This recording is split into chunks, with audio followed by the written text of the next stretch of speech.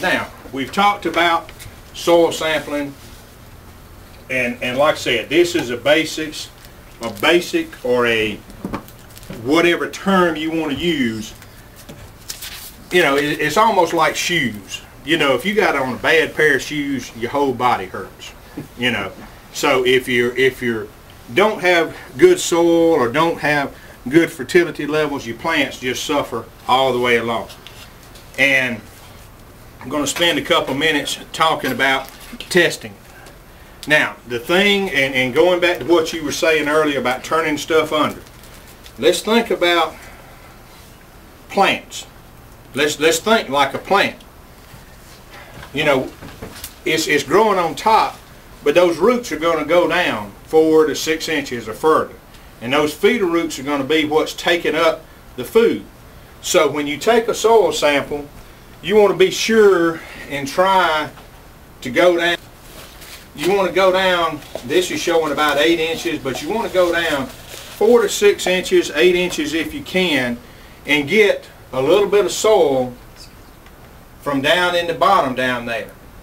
Now he's taken a milk jug and kind of cut it off where you got the handle that you can, but you want to do that in several spots. You don't want to go just to one spot and do it. So if you've got your garden area, and you don't have to have a ruler and do it exactly, but you want to go down and get where those roots are going to be growing. Get you know, there's all kind of tools, but using a trowel, getting a shovel full, a trowel full here, mixing it, doing it in half a dozen to 10 spots, and then putting it in a soil bag.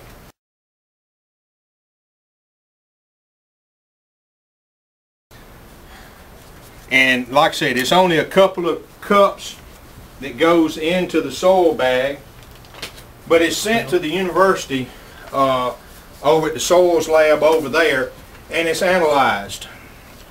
And just like I said, with this milk jug, he's gotten this little bit from here. You mix it in there, you go over here, go over there, you know, go around and mix it up, get it mixed up real good, and then you fill up the bag.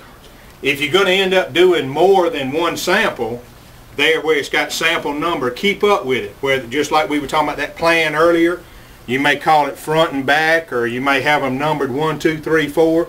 But I've had somebody bring in like 5 samples, and all of a sudden they forgot, wait now, was this one from here or there? So, you know, that's what that code, that sample number is for. If it's a new piece of ground and it's not been treated, you know, you can do, and we can send it off for multiple different things. Vegetable garden, ornamentals, grass, you know, any area that's alike. Now, if you've got a vegetable garden that you've been using, that you've been liming and fertilizing, I would stick to just that one as opposed to the yard. We can, and once we get the raw data, then we can convert it. Just like she talks about blueberries. If she says, you know, if it comes back, blueberries are an acid-loving plant, and let's say, for instance, the pH is really high, and she decides, I don't want to plant blueberries, I want to plant apples.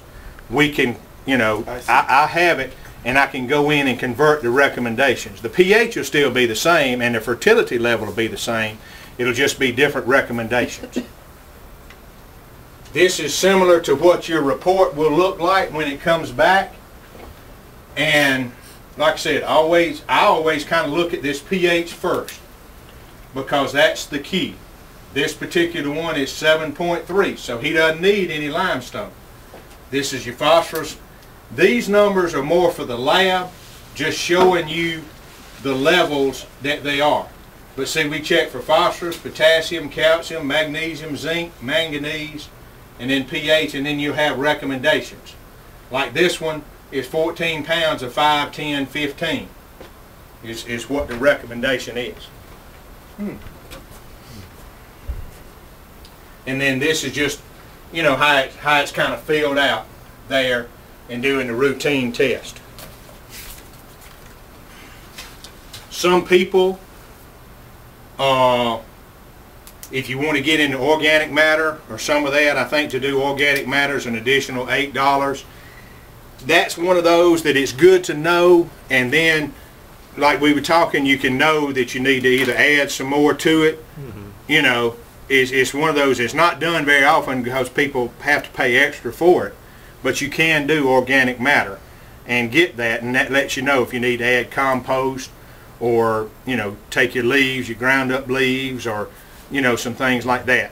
That's just kind of a choice there. But having this, getting this good basic baseline, and then we can convert it to different crops.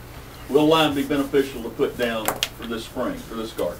Yes. It will work? Okay. Not as much as if you had done it in the fall. Okay. And just like we were talking earlier when we were going over the little questionnaire, it's the chemical makeup in the ground, and it just takes a little while for that lime to start working. So the ideal time to soil test is in the fall, so that you could put, if you need lime, you could put lime down so that it's got a few months to get ready, you know, to do. But if we do these soil tests now, you get them back within a couple of weeks, you're looking at the middle of March, you know, you're not going to plant for a couple of months, you get that lime on out there, you will get benefits of those, you know. Right. Not as much as you would if you had done it in the fall, but you're right about it. But this is just kind of what we've been talking about, the nutrient uptake, and, you know, it's just amazing. I'm going to try to work between now and next week. I've got a good slide that a fella gave me that shows you just how unavailable some of the nutrients are when your pH gets too high or too low. They're just tied up and the plant won't, you know, and a lot of times I'll get a call and I can tell you exactly what it is. I planted, the plant jumped up, it was doing good, everything was looking good, and it just kind of played out. Well, it, you know, it used the food that was in that seed to get started, but then when it started needing it, with the pH being off, they couldn't get it, so the plant just suffered. Here's what we've talked about, and I have seen some in the 4s here. I've had some people that had some 4, 5, and things like that, and that's one of those that sometimes, just like you're talking about, if it's that low, you're almost better off to lime it again in the fall, and not even plant this year, and plant it next year, just to, you know, keep from not getting the benefit out of what your money and your efforts. And this is just a good visual showing how, I think they said this is about 4, 5, this is 6, just how the plant, how it can affect plant growth.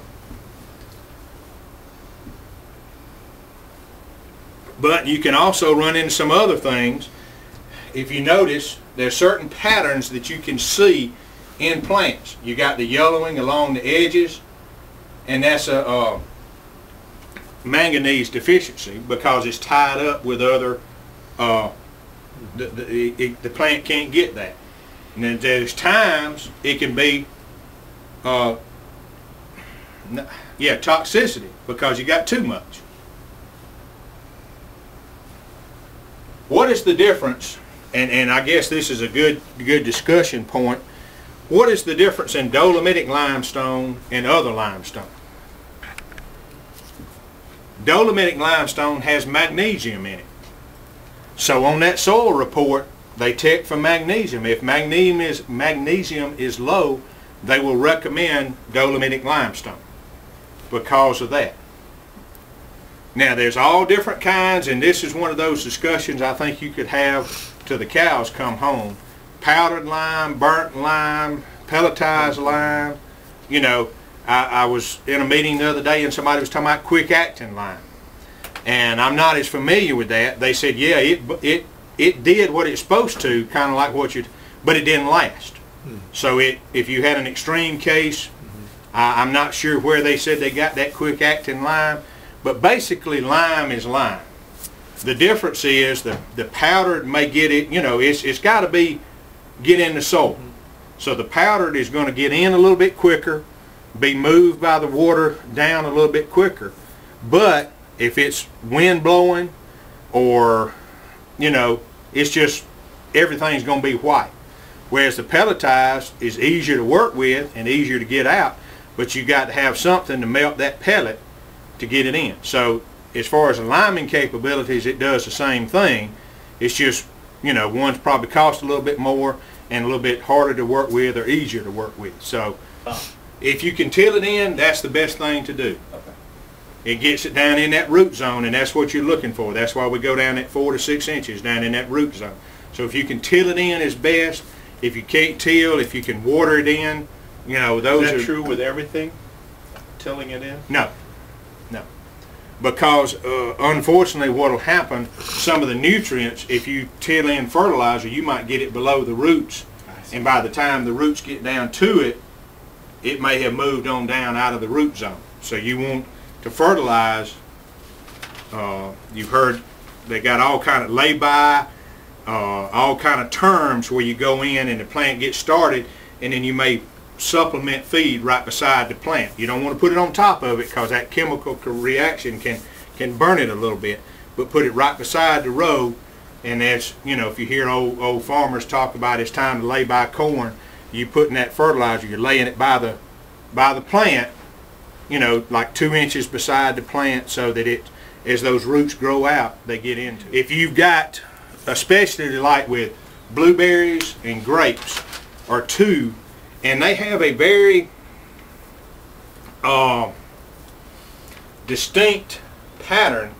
If you think about a leaf and you got the veins in a leaf, if the veins are real dark green, but the area, the interveinal or the area between the veins is a lighter green, a lot of times that's an indication of magnesium deficiency. So you can take Epsom salts and put like 3 tablespoons in a gallon of water, let it dissolve, and then pour it around plants. But tomatoes are, you know, probably the #1 planted vegetable because you can put them in a patio and you hear little hints about putting Tums in for your calcium because they do need calcium, and then matches because of sulfur and magnesium. So, but Epsom salts, and I've seen it in the store, sold in the garden center part for that. You know, if you don't need much, you can buy, you know, get it at the drugstore and just get a little bit that way. And but that's a good source for magnesium. Eddie, we put our lime out, then is that good for 1 year, 2 years? Or? It depends on how bad your pH is. If it's really bad, you will probably have to do it 2 or 3 years to get it up in that desirable range. If it's in a desirable range, it'll be good for 2 or 3 years. Okay. How can you test your soil in his case? In other words, if it it's, needs it and he puts it down, does he test it again in the fall or what? I would do that. If it was extremely bad, I would test it just to see how much you brought it up. Because even though it might say you need 50 pounds per 1,000 square feet, you know, and you put it out there, it's not going to magically jump it up to that, you know. Now if it says you need 5 pounds, then you probably skip a year. But here was the answer that you were talking about as far as tiller and tilling it in, getting it in so it can get down in that root zone.